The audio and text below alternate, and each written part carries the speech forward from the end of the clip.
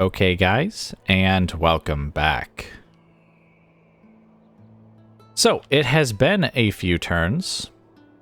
Not much has happened here in northern France. We've just been building up these cities a little bit in terms of like their economies, trying to get as much money out of them as possible. Robert's army was basically disbanded after that last battle. Well, I say disbanded.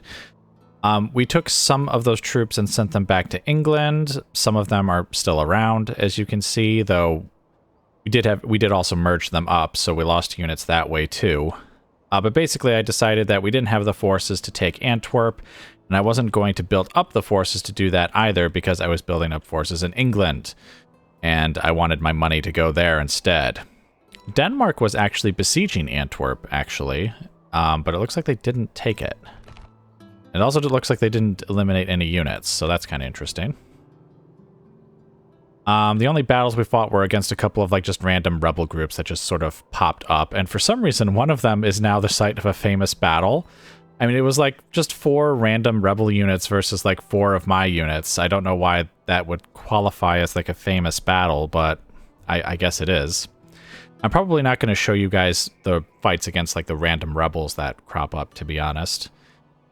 I mean, it's not because they're like small little battles, it's just that like, I would show you guys a small battle if it, like, advanced the, let's call it the plot of the story, like the rise of England, would be, I guess, the story of this campaign. So I would show a settlement battle if it, involved, even if it involved, like, a small number of forces, just because that's kind of, we're advancing forward, going forward, getting closer to our objectives. And the same thing with a field battle. If like my main army had to fight like a field battle that wasn't necessarily the biggest or the most grand on the way to a settlement, I'd still show you guys because it's part of like the story of the campaign.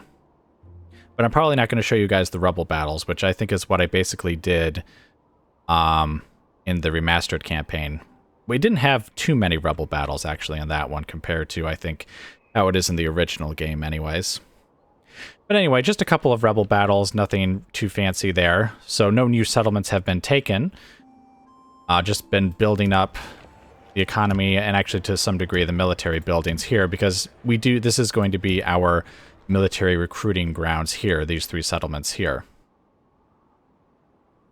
So like I mentioned, since we don't have an army here really anymore, Robert's forces are basically just kind of hanging out here, and some of them were sent back to England to form this army here. I think the Mailed Knights, one of the Mailed Knight units and one of the Hobbler units are from his army. But yes, this army was also quite beaten up after its battle. So we basically more or less made a new one. I think some of the units were left over. I think like the Levy Spearmen, Mailed Knights, and at least one of, or maybe even 2 of these Peasant Archer units used to be part of his army, but we just basically kind of merged it all. I wanted to have just one big army that could just sort of take the whole of the British Isles and then come to France rather than having my forces divided up, because it seemed like I was going to just basically have my campaigns grind to a halt because I didn't have the forces to take, any of these rebel settlements, but I also didn't have the forces to take on Scotland or these rebel settlements either. Which, by the way, Scotland took Ireland. So we're going to have to go for that next. And yes, obviously, as you can see, I have actually declared war on the Scottish. Basically just hoping to knock them out as quickly as possible. This should be their only army right here, actually. And then they'll have, like, they have, one family member in there? Yeah. And then I think they probably just have the 1 unit probably still there as well. Which actually should means that would be a lot easier to take than if they'd still had the rebel force there. So thank you, Scotland. And I've already built up siege equipment, so what I think I'm going to do is just quickly take the city from them, from the king no less, and then I should still have the movement necessary to turn around and fight this Scottish force here. They might be able to run away, and maybe they will, but, well, whatever. It doesn't matter. So these are the 2 battles we're going to fight this turn. We're going to take Edinburgh, and then we're going to turn around and fight Edmund Canmore here. So, let's start with Edinburgh. We've got some siege towers and a battering ram.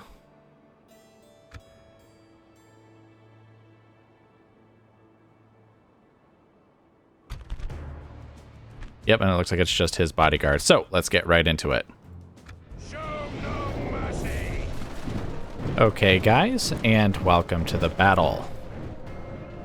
Battle which will be joined quite soon by the look of it. Let's have these archers kind of line up here, I think.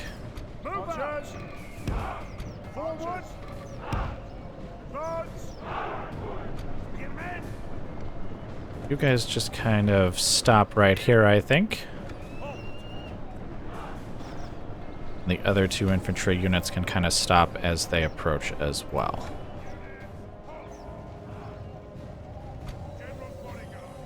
Where is this general's bodyguard going? Alright, hold on, guys. I will explain things in a moment. I didn't expect those guys to kind of be running around there like that.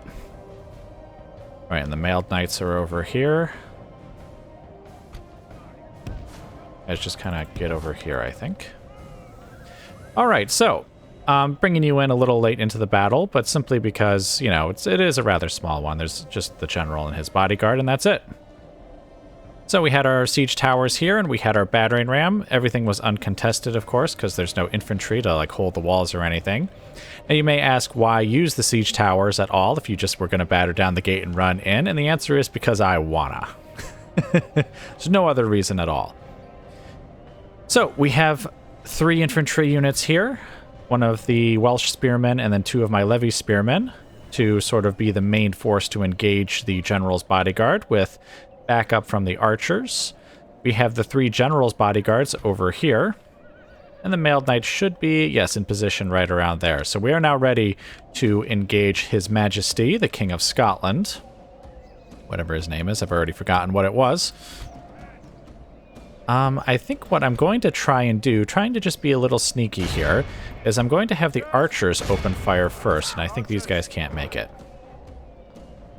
Now, I don't think they can do much damage to the general, honestly. These are just, like, peasants. They don't have very good archer fire, but at the same time, if they leave the center of the settlement, they'll probably just attack the spearmen. Or they will go the completely different direction and attack the general's bodyguards. Where are you guys going? The archers who were shooting you are over here. Okay, let's get the mailed knights in there as well. Our men are winning the battle. If we continue like this, we'll smash the enemy. By St. George, our men have taken control of the city. Yes, I suppose they have. Right, infantry, get over here. They're in their Skiltrum formation, so they'll just kind of walk over there, which is fine. We don't really need them to get over there too speedily.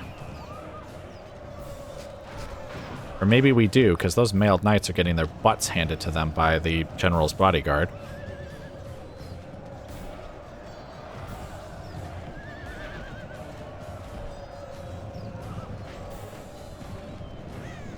Well, I guess we'll have the mailed knights maybe engage until the spearmen get over here. Maybe they'll take out one of them. Oh, wait, they have taken out one of them. I mean, they've only taken... Oh, no, there goes a second guy. Look at all these mailed knights. They're all dead. Here, you know what? Mailed knights, get back here. Just you here.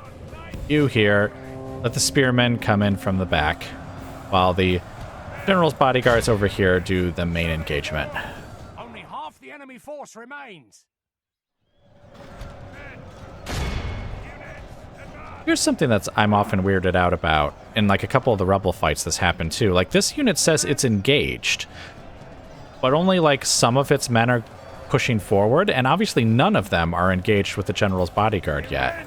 The same is true of some of these guys. I wonder if it's like the Skiltrum formation, like maybe I should have taken them out of it before sending them forward.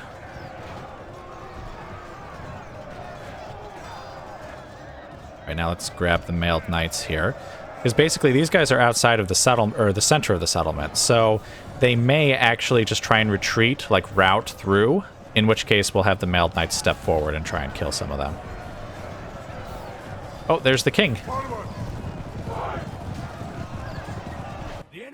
Oh, they're routing. Quick, kill them all. Don't let them get back to the center.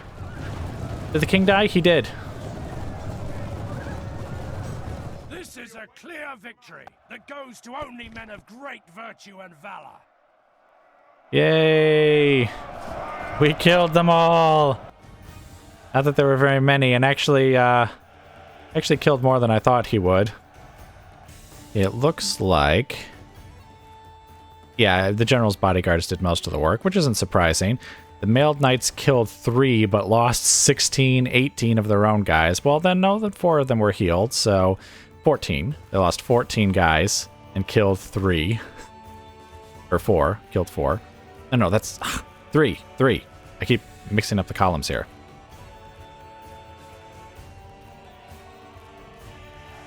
Alright, but I guess anyway, let's take this back to the campaign map. Alright, well, it looks like this place is happy with us. At least to some degree it is, so let's go ahead and we'll just occupy it. Oh, +3 dread. His merciless actions on the battlefield have increased this man's aura of dread. But then he got chivalry. Alright, well, anyway, now that we've taken Edinburgh... let's see if we can attack the Scottish force there, and let's see if they stand and fight. Yes, sire. Moving to crush the enemy. They will stand and fight. Excellent. What have you got?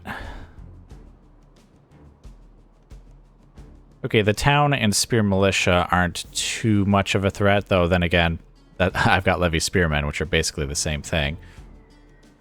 That Highlanders unit actually... Oh... So they'll be killed pretty easily, but they'll also do the killing pretty easily too.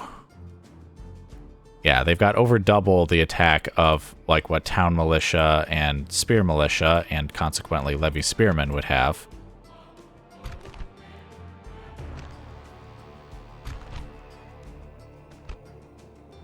And they do have their own Highland archers, which I bet you are probably better than my peasant archers, to be honest. I think I'll need to have my cavalry run around there and kill them pretty quickly.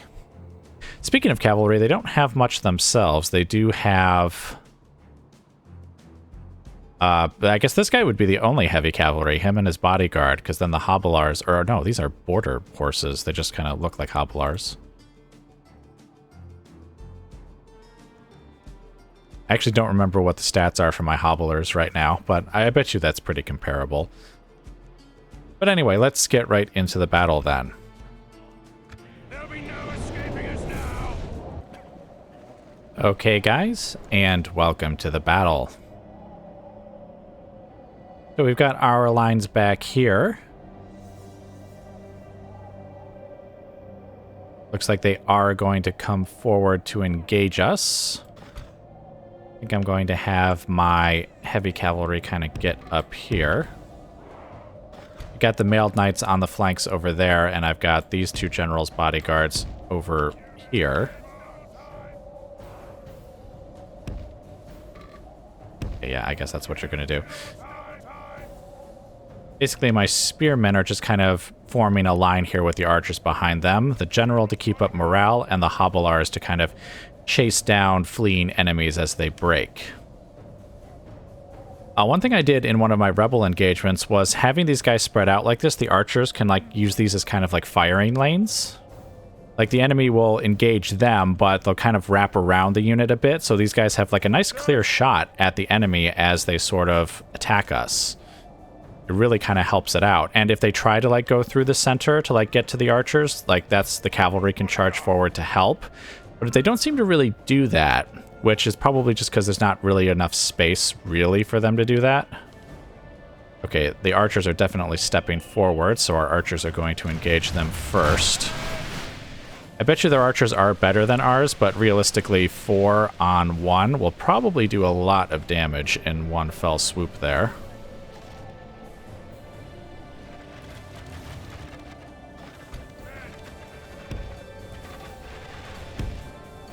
We'll just have them kind of come down there, and I think these guys are already in a pretty good position to charge down the hill. Once battle is joined, we'll basically have them kind of attack from the rear. Okay, attack these guys, attack these guys. So don't fire at will anymore, though I should also tell them to be in guard mode.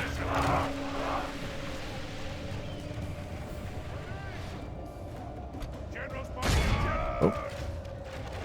You see, this is what I mean. If I told the archers to fire right now, they would actually probably do a lot of damage to those guys, just because of, like, where they're standing. Okay, General, actually come back. The battle is very much in our favor. If we remain true and steadfast, victory will be ours. I imagine so.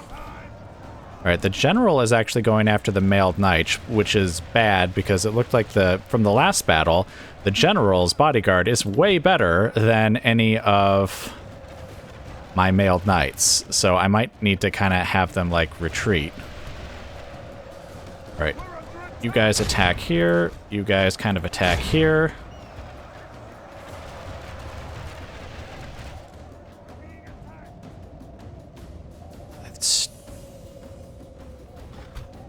I like that that thing, like, disappears when I'm not using it, but at the same time, it kind of gets in the way.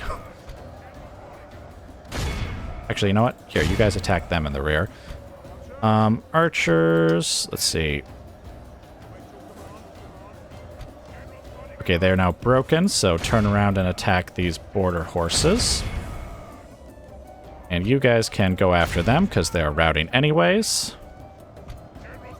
Let's have this General step forward. The enemy are badly bloodied. They have lost half their men. Alright. Generals, step forward. Let's have our other general, or our actually main general, get over there and attack the general here in the rear, because he's killing our mailed knights. By St. George, our men have slain the enemy general. Oh, they've killed the general. Very nice. But hurry up and get up there anyways. Oh, why are my archers firing again? Oh, one of them is still set to fire at will.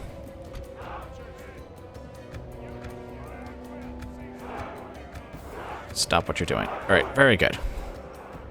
Alright, so now we're attacking the general's bodyguard in the rear, so hopefully they'll retreat here. Oh, they've got reinforcements of their own coming up there.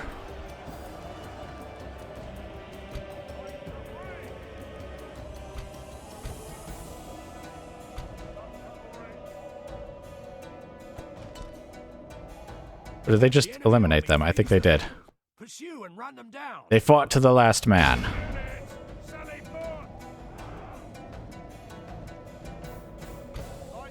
Okay, who are these guys? They're chasing after these guys here.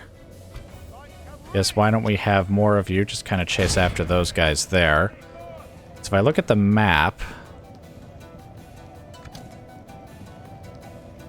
Oh, there actually is an enemy unit back there that we could chase too.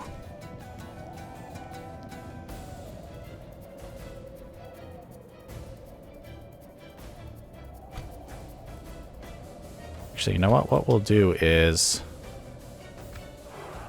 You guys fire at will if anyone comes running too far back. Though I don't think they will. See, look, you see there's like... They're like running up the side of the mountain. Which is... Like... Are they going to be able to clamber their way up there? That'd be kind of interesting if they can.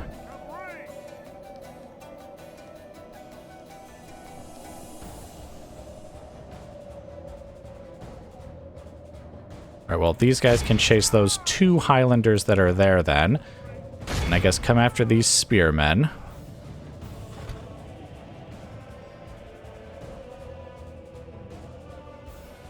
Let's look at the map again. Okay, I think there's another unit, over there. So let's have you guys get over there and kill them. It looks like they're about to finish up here anyways. It's only like 2 guys left, and it's those 2 right there. Turn around! Kill him! There we go.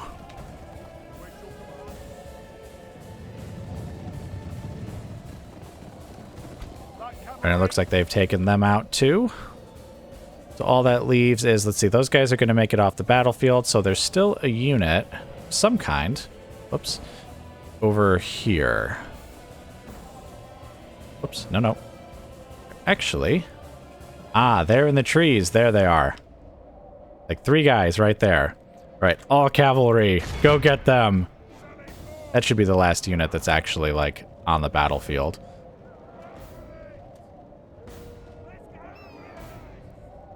Oh, I can actually hear a wolf howling in the background. Yes, run for your lives. There's literal hordes of cavalry coming through the trees.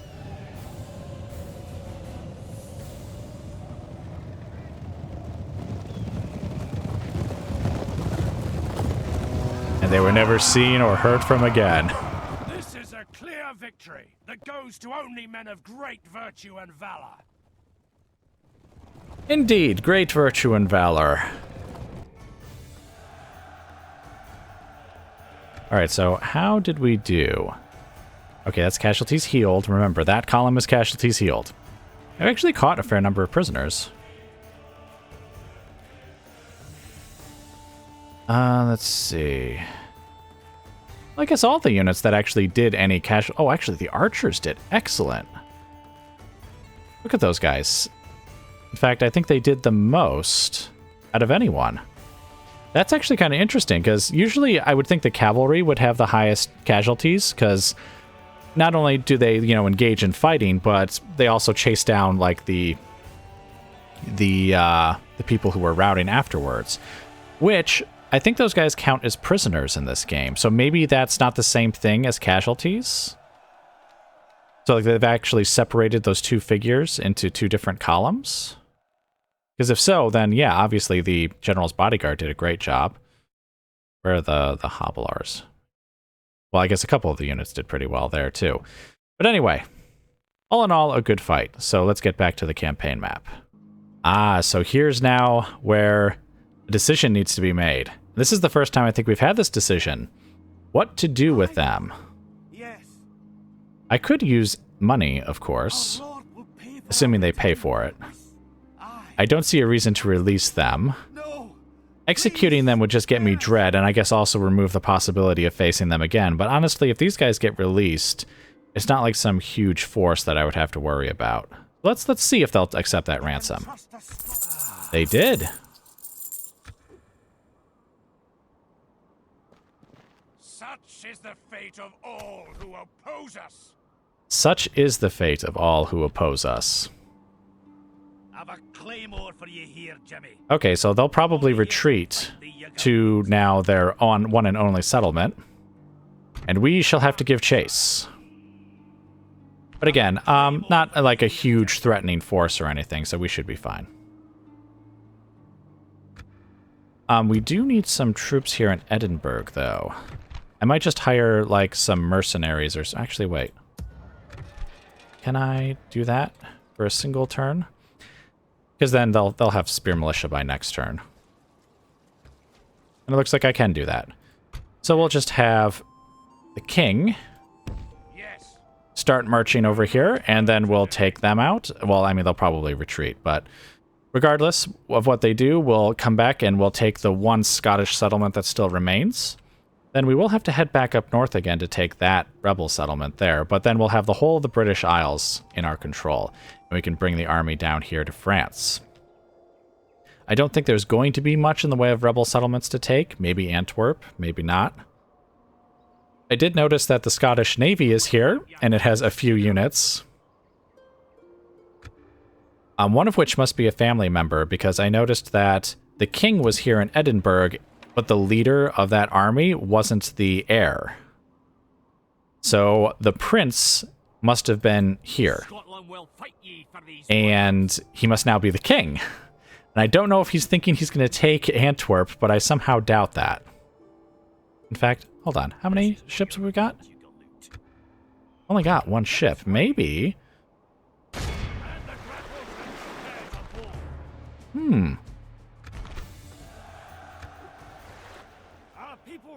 Okay, unfortunately, we didn't sink them. And I guess it wasn't likely that we would, let's be honest. Let's have them just retreat here. And then if, you know, they bring those troops back, then we will just kill them then. All right, but anyways, I guess that's it for now. We've taken Edinburgh. We've destroyed the majority of the Scottish military. So after this, it'll probably just be a couple of mop up battles, and then we'll take whatever this settlement is. The British Isles will be ours. So, anyway, again, that's it for now, so I will bring you guys back as more of interest occurs. Okay, guys, and welcome back. So, things have changed a little bit. Everything in northern France is basically the way it was, and I guess we now have another very small rebel force that needs to be eliminated. I really, really hated how just random, like, 1 unit, 2 unit, 3 unit, like, rebel forces just randomly start appearing in your settlements, but oh well, that's kind of the way it is in this game. It was that way in the original Rome too, but not so much in the remastered. There you had just, like, I had infinite, like, rebel merchants. Occasionally there would be a military force, but it was just merchant after merchant after merchant. It was really annoying. But anyway, that's not really is really important. You may have noticed that instead of going down to attack Scotland, I've actually headed north to Inverness? Inverness is how I guess I'll pronounce that. And the reason I've done that is because the Pope has gotten involved. He told me to stop attacking the Scottish. I did remember that the Pope was a serious force, a serious mechanic, I guess, in the game.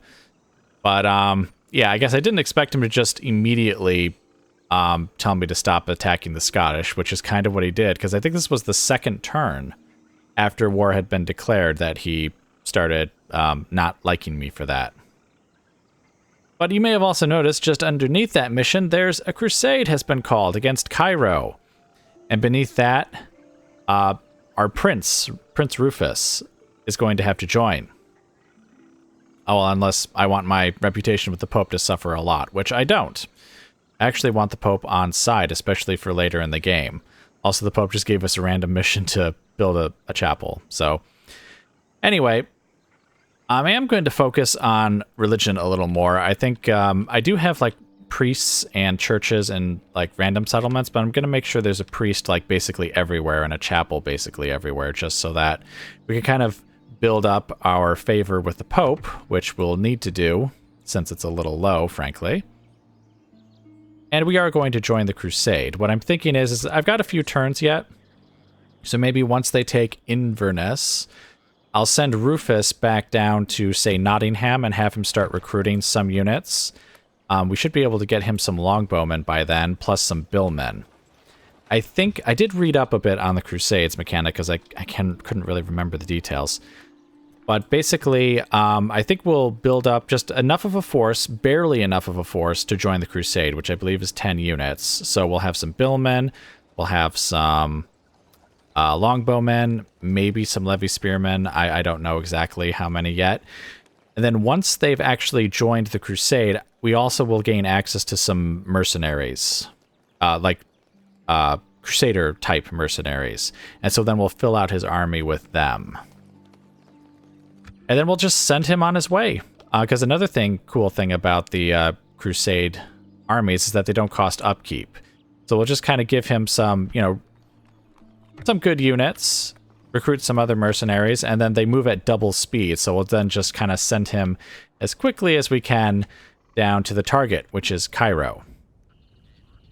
Now, I think he would have to go over land, to be honest. Because, I mean, I do have this tiny, dinky little fleet here, but I don't think it would survive going all the way around here, unless everyone just kind of didn't attack us. But then there's going to be, like, rebel pirate forces like this. I guess I could try building up a bit of a fleet. Because, like, if I sent them over land, I would probably annoy a bunch of other factions, because I don't have military access or anything with all these other factions that are around here. I actually just got trade rights and map information from the Holy Roman Empire. Like, this diplomat of mine, he's been wandering around here because, like, I couldn't see any of these settlements, so I was like, where's a settlement? Someone's got to be around here! Finally, we found one. This one here, actually, so we must have just, like, passed by all these settlements. And fortunately, we got map information, so they told us about some other settlements, so we should be able to more easily talk to other factions. But yeah, I guess if I do build up ships, maybe that is just better, and then just send them, because I assume the ships will then move at double speed too, so, you know, it won't take quite as long to go all the way around and then to Cairo, and we won't have to go overland anyone's, you know, land to do it. Maybe that is what I'll do. Just build up some ships and send them off. I wonder, do the ships join the crusade when that happens? I mean, I guess they must, because otherwise they wouldn't move at double speed. But I wonder if that means their upkeep is also eliminated. That would be pretty cool, if that's what happened. Alright, but anyway, I digress. That is why we're up here besieging Inverness, and actually we're going to take it this turn. That's the battle that I'm going to show you. So let's just go ahead and honestly get right into it. We have a bit of everything for the assault.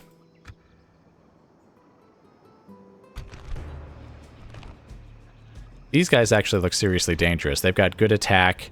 They're effective against armor. Not that we have like a ton of armor on like our Levy Spearmen or anything, but still. It would be nice if we could shoot them to pieces with our archers, to be honest. Then again, they have archers of their own. And I guess these guys are just kind of like peasants, I guess. I mean, looking at their stats and stuff, it kind of looks like it. So anyway, let's get right into the fight. Oh, we can do a night attack. And that gives us 1 extra star.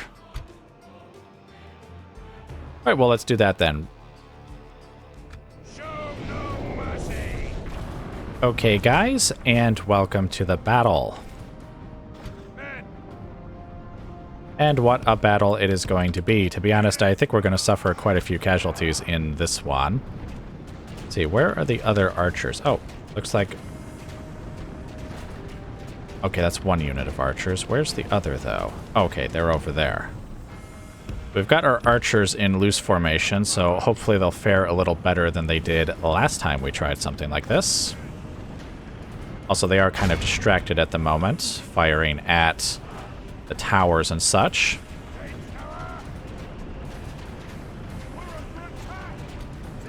Hurry up and get up there, fellas. The ladders are now in place. Walls are no match for the valor and force of our arms. All right, shoot at them. Oh dear. You guys retreat. Of course, they burn it right at the last moment. Hurry up and get it up there, fellas. Or watch it burn. That's also a thing that can happen. Oh, holy crap. How have they burned every single tower? And the battering ram? What the hell? How were they able to burn every single piece of equipment we had?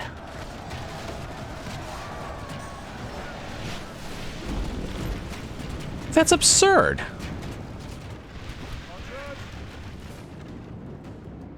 Damnable luck. Our siege towers have been destroyed. We will only fight harder now to get to our foe. Alright, hold on a sec. You know what? Keep firing at the Highland archers. Holy crap, this unit's going to be eliminated completely.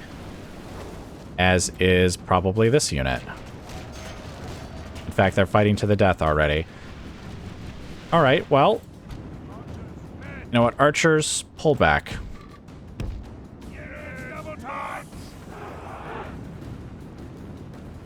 In fact, I think... Honestly, I think we need to retreat. Like, sending units... Like, just individual units up the ladders like this isn't going to work. I didn't think they would just be able to destroy literally every single piece of equipment that we had. In fact, it's kind of ridiculous that they were even able to do that. Oh, pull back. Everyone pull back. Everyone pull back. Everyone pull back. I don't know if that's necessarily out of range of the Highland archers. I mean, that's absurd. I had all of this equipment and literally none of it made it to the walls, except for like the couple of ladders, and to be honest, those only made it to the walls because they can't be burned, right?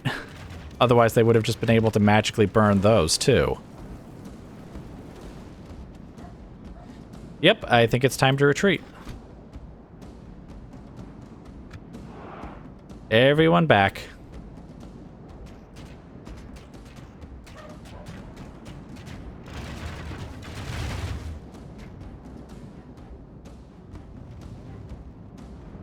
Because, yeah, there's no way. I'm not going just sending units individually up these little towers.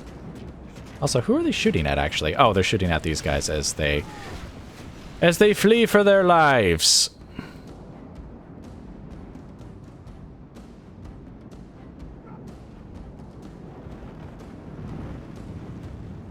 I actually don't know what would happen if I just ended the battle now. Would they, like, get some extra casualties in? I think they might.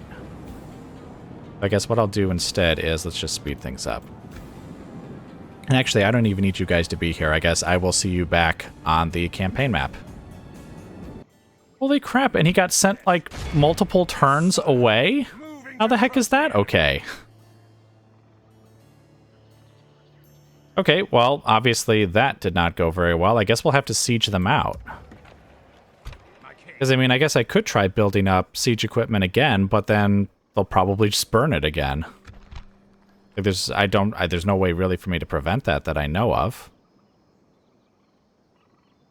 I do hope that the cease hostilities thing applies to the Scottish as well, now that I think about it. Because, I mean, he's been standing there, and I assumed he was there because this is technically my territory now, so he can't, like, just kind of cross in without making the Pope mad at him, but I don't know. Maybe he's just waiting because he doesn't have the forces yet, and he actually will turn around and attack if he thinks he has a good chance at victory. Like, what would happen? Yeah, you see, this will result in excommunication, so it's not like I can walk over there and take him out. Alright, but anyway, I guess that is our first defeat, I think. Probably. Certainly seems like it. But, yeah, I guess I will bring you guys back as more of interest occurs.